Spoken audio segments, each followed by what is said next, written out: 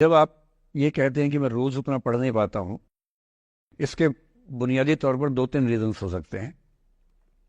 पहली बात तो कोई भी नहीं पढ़ पाता है। मैं भी नहीं पढ़ पाता हूं उतना। हम लोग प्रिटेंड करते हैं कि हम बहुत पढ़ते हैं। ईमानदारी की बात है कि मैं आज तक कभी भी 1 घंटे से ज्यादा एक साथ नहीं पढ़ पाया हूं। और मैंने ठीक ठाक पढ़ाई की है वैसे, है ना, आप भरोसा कर सकती हैं इस बात पे। एक तो अपने आसपास ऐसे लोगों से बचिए जो बार बार दबाव बनाए कि मैं तो बहुत पढ़ता हूं, तो कितना पढ़ती है। आप कितने घंटे का टारगेट लेके चल रहे हैं, एक प्रॉब्लम ये भी हो सकती है। आपकी उम्र में कॉलेज के अलावा अगर आप 3-4 घंटे पढ़ लेते हैं तो पर्याप्त है। कॉलेज के 3 साल सिर्फ पढ़ाई के लिए नहीं है, पढ़ाई से ज्यादा सीखने के साल हैं, मंच पे आने के साल हैं। दोस्तों के साथ फिल्म देखिए, दोस्तों के साथ आउटिंग पे जाइए, रेस्टोरेंट में बैठ के खूब बकवास कीजिए उनके साथ। उसमें जो सीखेंगे वो केवल पढ़ाई से नहीं सीखेंगे। तो दिन में 3-4 घंटे बहुत होते हैं। और बाकी मैं एडवाइस करता हूं बच्चों को कि बहुत सारी एक्टिविटीज, जिसमें से एक एक्टिविटी चाय की दुकान पर दोस्तों के साथ बैठना, 1 घंटे बात करना भी शामिल है। पर्सनैलिटी ग्रूमिंग के लिए बहुत जरूरी है। फिर आप लोगों की उम्र में इमोशंस थोड़े उठापटक होती रहती है। अगर आप महीने के 30 दिन में से 6-7 दिन बीच में नहीं पढ़ पाते डिस्टर्बेंस से, तो इसका मतलब है कि आप दिमागी तौर पर एकदम ठीक हैं। चिंता उनकी है कि जो रोज पढ़ रहे हैं। इसका मतलब वो अपनी उम्र में जी नहीं रहे, वो किसी और उम्र में जी रहे हैं। तो ठीक है, कभी कभी डिस्टर्बेंस आएगी, उसको एंजॉय कीजिए। डिस्टर्बेंस बस सुंदर प्यारी होनी चाहिए, इतना ध्यान रखिए, है ना। जिसकी वजह से नींद उड़ी हुई है वो अच्छा होना चाहिए, बाकी तो ठीक है। Namaste, sir. Thank you, sir, for this session, sir. I extend my gratitude, sir. It was an honor to listen to you, sir. Sir, मेरा आपसे सवाल होगा कि कई एक आध एग्जाम्पल होंगे सर जहां आपने लेट गो किया होगा। आप अपने जीवन में भी किसी चीज में लेट गो किए होंगे, तो कोई एक आध ऐसा एग्जाम्पल आप शेयर करना चाहे जिससे हमें भी प्रेरणा मिले। मैं बताता हूं आपको। जो मैंने कहा कि 7-8 साल पहले मैं थोड़ा एंग्जाइटी का शिकार हुआ। कई कारण थे, पर उसमें 2-4 लोग ऐसे थे जिन्होंने मेरा जीना मुश्किल कर दिया था उस समय। मतलब उन्होंने कर दिया, मैंने करवा भी लिया। अब तो मैं करवाता ही नहीं, तब मैंने करवा लिया था। अजीब किस्म के लोग पीछे पड़ के रात दिन 24 घंटे तनाव देते रहना बिना किसी बात के, कोई वजह भी नहीं थी ऐसी। मैं बड़ा परेशान रहा। फिर बाद में परिस्थितियां बदल गई, मैं ठीक हो गया, मेरी स्थितियां ज्यादा बेहतर हो गई। तो उन दिनों मैंने एक रहीम का दोहा पढ़ा, वो मेरे जीवन का उसूल बन गया। उसके बाद से 1-2 बार मेरे मन में आया कि मैं भी दुश्मनी कर लूं और दिखा दूं, और मेरे पास ताकत उनसे ज्यादा थी उस समय भी, आज भी है। पर अगर मैं किसी के उकसाने पे उसके जैसा हो गया तो जीता तो वही। जब मैं ही नहीं रहा तो फिर तो कोई और लड़ रहा है, मैं रहा ही नहीं, वो जीत जाएगा। मेरी असली कश्मकश ये थी कि बिना उसके जैसा हुए इस चीज से बाहर निकलना है। ये कुछ कुछ वैसे कि आप सड़क पे जा रहे हैं, कीचड़ में सूअर लोटा हुआ है, उछल उछल लौट रहा है, आपके सफेद कमीज पे छींटा पड़ गया। अब 2 ऑप्शंस हैं, या तो हिसाब बराबर करने के लिए उतर जाइए, उसको आप कैसे गंदा करोगे, वो तो पहले ही मस्त है उसी गंदगी में, उसका तो स्वभाव है। आपका एक छींटा है, आप पूरी कमीज गंदी कर लेंगे वहां जाके। तो सबसे अच्छा क्या है, वहां से निकल जाना, लेट गो कर देना। तो मैंने रहीम का एक दोहा अपना सार बना लिया। रहीमन ओछे नरन सो बैर भली ना प्रीति। रहीमन ओछे किस्म के लोगों से ना बैर अच्छा है ना प्यार अच्छा है। काटे चाटे श्वान के दुह भांति विपरीति। कुत्ता काटे तो दिक्कत, कुत्ता चाटे तो दिक्कत। तो मेरा उसूल क्या है, इस तरह के लोगों से ना दोस्ती ना दुश्मनी, ना दिल में ग्रजेस रखने हैं कि हिसाब बराबर कर दूंगा, हरा दूंगा, रखना ही नहीं। और मेरी अब ठीक ठाक दोस्ती तो क्या होगी, मतलब जब हम मिलते हैं बड़े प्यार से मिलते हैं, मुझे दिक्कत है ही नहीं, नाराजगी भी नहीं है। मुझे लगता है कि वो अपना धर्म निभा रहा था, मैं अपना निभा रहा हूं। और अगर मैं दुश्मनी पाल लेता, अपना बीपी बढ़ाता, डायबिटीज करवा लेता। मैंने पाला ही नहीं, ना मैं पालता हूं। और भी ऐसे कई इंस्टांसेस हैं जहां दुश्मनी करने का पूरा स्कोप था, पर मैं दुश्मनी करता नहीं, मुझे शौक ही नहीं दुश्मनी करने का। मेरा दुनिया में एक भी दुश्मन नहीं है, मतलब मैं कईयों का हूं, मेरा एक भी नहीं है। जो मुझे अपना दुश्मन मानते हैं वो मेरे दुश्मन नहीं, मेरे लिए वो परिचित हैं जो मित्र हो सकते थे या हो सकते हैं। फिलहाल मित्र नहीं है, लेकिन दुश्मनी नहीं है। और अगर दुश्मनी कभी हो भी जाए ना, ये ध्यान रखना है कि बाद में दोस्ती हो सकती है। बशीर बद्र ने कहा है, दुश्मनी जमकर करो लेकिन ये गुंजाइश रहे, गर कभी हम दोस्त हो जाएं तो शर्मिंदा ना हो। ये मैं ध्यान रखता हूं हमेशा। नमस्कार सर। नमस्कार सर, मेरा नाम रश्मि श्रीवास्तव है और मैं यहाँ हिंदी ऑनर्स द्वितीय वर्ष की छात्रा हूँ। सर, सबसे पहले तो मैं आपको बहुत बहुत धन्यवाद देना चाहूँगी सर। आपसे मिलकर बहुत अच्छा लग रहा है मुझे और ये मेरे लिए बहुत बड़ी सौभाग्य की बात है।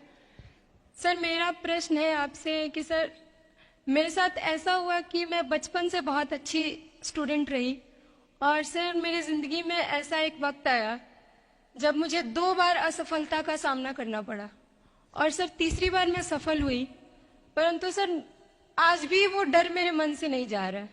अभी भी मैं उसको फेस नहीं कर पा रही हूँ कि मैं कैसे फेल हो गई। और सर कभी ऐसा होता है कि मैं सो रही हूँ और रात में मुझे वो डर लगता है कि आगे मैं नहीं कर पाऊंगी। मुझे ऐसा लगता है कि आगे अगर मैं कुछ अच्छा करना चाह रही हूँ तो मुझे उस असफलता का डर रहता है कि जो मैंने फेस किया है, और सर मैं उससे उभर नहीं पा रही हूँ। मतलब मेरे ख्याल से ये असफलता आपसे ज्यादा आपके माहौल की, आपके पेरेंट्स, आपके टीचर्स की है कि उन्होंने आपको, मतलब कुछ बच्चे अपने आप से इतनी उम्मीद पाल लेते हैं कि फेलियर झेल नहीं पाते। आप वैसे बच्चों में हैं। जो आपने कहा ना कि मैं शुरू से बहुत अच्छी स्टूडेंट रही हूं, ये दुर्भाग्य की बात है, ये अच्छी बात नहीं है। मैं नहीं चाहता कि बच्चे अच्छे स्टूडेंट बने। अच्छे स्टूडेंट का मतलब जो बहुत पढ़ाकू किस्म के होते हैं, सीधे स्कूल से घर, घर से स्कूल, घर में घुसते ही होमवर्क करना शुरू किया, वैसे बच्चे जिंदगी में बड़े परेशान रहते हैं। बच्चों को होना चाहिए छटा हुआ टाइप का, शरारती, बदमाश, मतलब काम भी करें स्कूल का, लेकिन बेसिकली आपको स्मार्ट होना है, कॉन्फिडेंट होना है। पढ़ाकू होने से जिंदगी बहुत अच्छी नहीं चलती है। जिंदगी के लिए ना व्यक्तित्व चाहिए। हुआ क्या आपके साथ, आपको बता दिया गया कि अच्छा बच्चा वो है जो पढ़ता है, होमवर्क करता है, आपने वो सब किया। तारीफें आपकी इतनी हुई होंगी कि बेटा तुम तो कुछ भी कर दोगी, आपको भरोसा हो गया कि मैं कुछ भी कर दूंगी। लेकिन ऐसी ऐसी तारीफें हर गांव, हर मोहल्ले में कई बच्चों की हो रही थी। जब उन सब में कंपटीशन हुआ तो कुछ सफल हुए, बहुत सफल नहीं हो पाए। तो जो सफल नहीं हो पाए उनको बहुत बेचैनी हुई। आपका सौभाग्य है कि अब तीसरी बार में सफल हो गई। कई ऐसे लोग हैं जो कभी सफल नहीं हुए जिंदगी में, उनको भी तो जीना है। तो मैं एक ही बात कहूंगा, अपने आप से उम्मीदें कम कर लीजिए। और ये आसान नहीं होता है। इसका तरीका ये है कि एक दो ऐसे अच्छे दोस्त जो अच्छे भी हैं, दोस्त भी हैं, और बहुत उम्मीदें ना रखते हैं, ना आपको रखने देंगे अपने आप से। डायरी लिखने से लेकर कुछ अच्छे उपन्यास पढ़ना, अच्छी फिल्में देखना, जो आपको सहज होना सिखाएं, न कि महान होना सिखाएं। महानता से बड़ा कोई रोग नहीं है, इस चक्कर में नहीं पड़ना है। सामान्य होना है। असली जद्दोजहद सामान्य होने की है, महान होने की नहीं है। सहज होना है। तो अपने आप से क्या कहना, रोज कहना है, कोशिश पूरी करूंगी, सफलता मिल गई तो बढ़िया, नहीं तो क्यों डरे, जिंदगी में क्या होगा, कुछ ना होगा तो तजुर्बा होगा, और भाड़ में जाए सीधी सी रात। नमस्ते सर। सर मेरा क्वेश्चन थोड़ा सा इनसे अलग है। सर जैसे आपने कहा कि लेट गो करना चाहिए, लेकिन क्या करना चाहिए? लेट गो हाँ, करना चाहिए।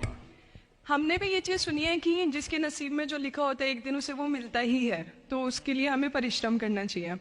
तो सर एक इनके बीच में क्या एक थिन लाइन नहीं है कि हमने सोचा जैसे 71st डे पर मुझे ऐसा लग रहा है कि अब मुझसे और नहीं होगा, अब मैं नहीं करूंगी, माना कि वो गिव अप भी कहा जाता है, लेकिन अगर मेरे नसीब में है कि नहीं यार कल ये तुझसे हो जाएगा, अगर मैं कोई भी टास्क कर रही हूँ कल ये कंप्लीट होगा, लेकिन मैं सोचूं नहीं मेरे से ये प्रेशर नहीं हो रहा, I should let go this, I should start some other thing, तो क्या ये मुझे लेट गो करना कभी रिग्रेट नहीं कर सकते क्या लाइफ में, यार एक दिन और ट्राई कर लेते तो शायद मिल ही जाता।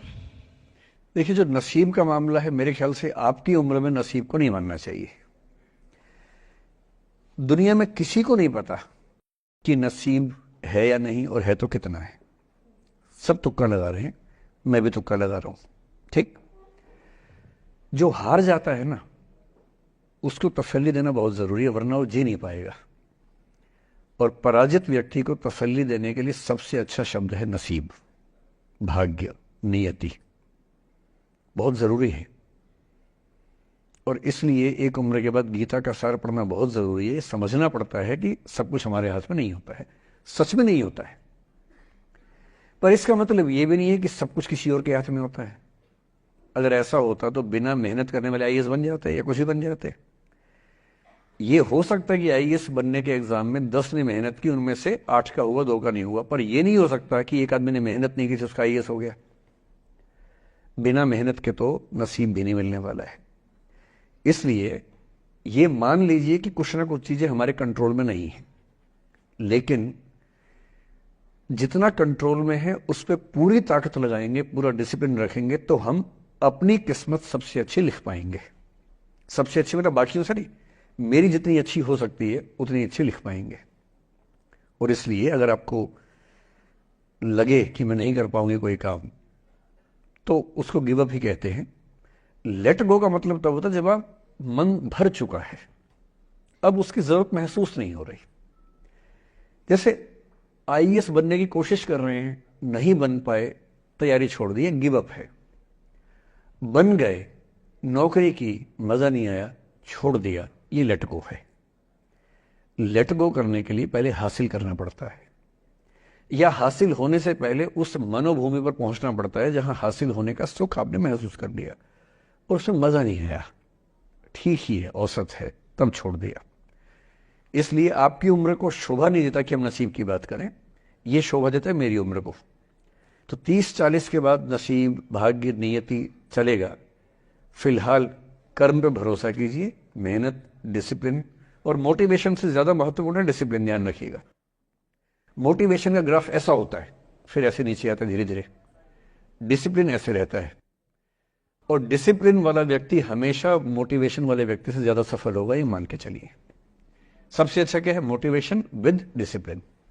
तो कोशिश कीजिए कि नसीब पे ना छोड़िए, अपने भरोसे कीजिए। All the best.